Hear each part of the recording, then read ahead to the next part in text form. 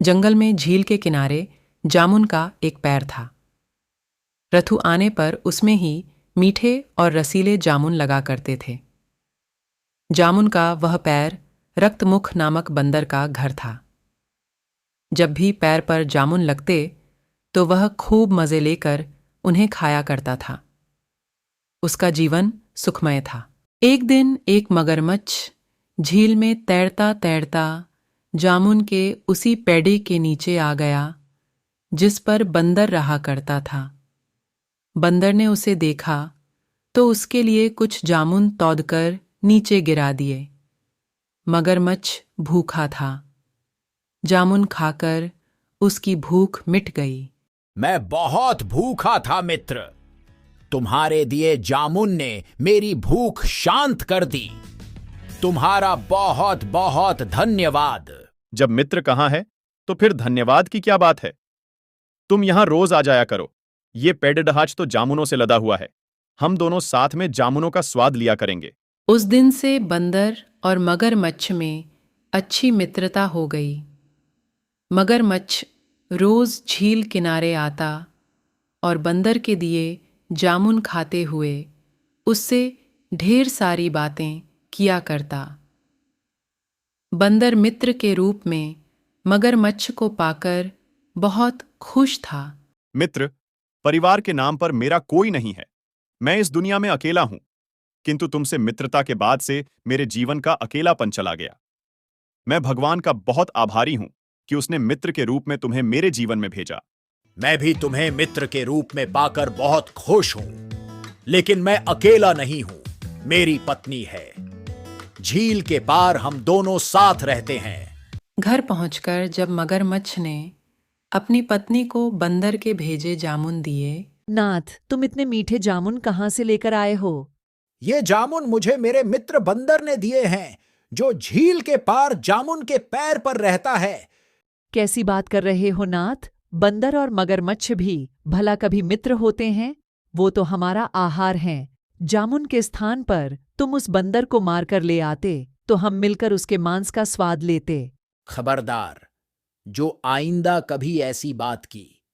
बंदर मेरा मित्र है। वह मुझे रोज मीठे जामुन खिलाता है। मैं कभी उसका अहित नहीं कर सकता। इधर बंदर और मगरमच्छ की मित्रता पूर्वव्रत रही। दोनों रोज मिलते रहे और बातें करते हुए जामुन खाते रहे। बंदर अब मगरमच्छ की पत्नी के लिए भी जामुन भेजने लगा। मगरमच्छ की पत्नी जब भी जामुन खाती तो सोचती कि जो बंदर रोज इतने मीठे जामुन खाता है उसका कलेजा कितना मीठा होगा। काश मुझे उसका कलेजा खाने को मिल जाए। लेकिन डर के मारे वह अपने पति से कुछ न कहती। लेकिन जैसे जैसे दिन गुजरते गए वैसे वैसे उसके मन में बंदर का कलेजा खाने की लालसा बढ़ाती गई। मेरी तबीयत बहुत खराब है। लगता है अब मैं नहीं बचूंगी। नाथ, मेरे बाद तुम अपना ख्याल रखना। मित्र, तुम्हारी भाभी तुमसे मिलने को लालायित है। वह रोज मुझसे शिकायत करती है कि मैं तुम्हारे दिए जामुन तो खा लेता हूं, किंतु कभी तुम्हें घर बुलाकर तुम्हारा सत्कार नहीं करता। आज उसने तुम्हें भोज पर आमंत्रित किया है। मैं सुबह सुबह वही संदेशा लेकर आया हूं। मित्र, भाभी को मेरी ओर से धन्यवाद कहना। लेकिन मैं जमीन रहने वाला जीव हूं और तुम लोग जल में रहने वाले जीव हो। मैं ये झील पार नहीं कर सकता। मैं कैसे तुम्हारे घर आ पाऊंगा? मित्र, उसकी चिंता तुम मत करो। मैं तुम्हें अपनी पीठ पर बिठाकर अपने घर ले जाऊंगा।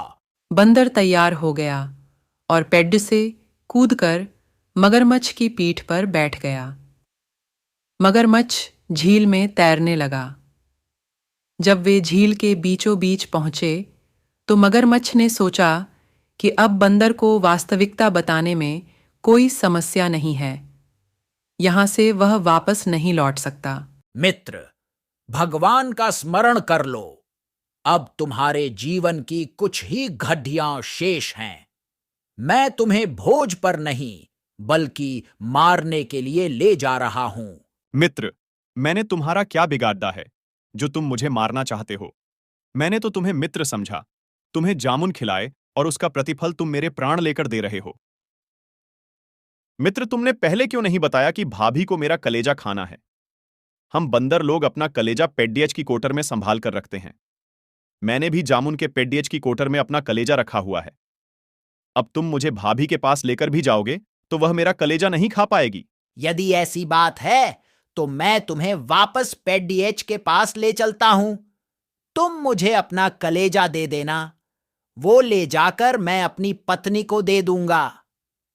कहकर मगरमच्छ ने फौरन अपनी दिशा बदल ली और वापस जामुन के पेड्डीएच की ओर तैरने लगा। जैसे ही मगरमच्छ झील के किनारे पहुंचा, बंदर छलांग मारकर जामुन के पेड पर चढ़ गया। मित्र, जल्दी से मुझे अपना कलेजा दे दो। तुम्हारी भाभी प्रतीक्षा कर रही होगी। मूर्ख, तुझे यह भी नहीं पता कि किसी भी प्राणी का कलेजा उसके शरीर में ही होता है। चल, भाग जा यहां से। तुझ जैसे विश्वासघाती से मुझे कोई मित्रता नहीं रखनी।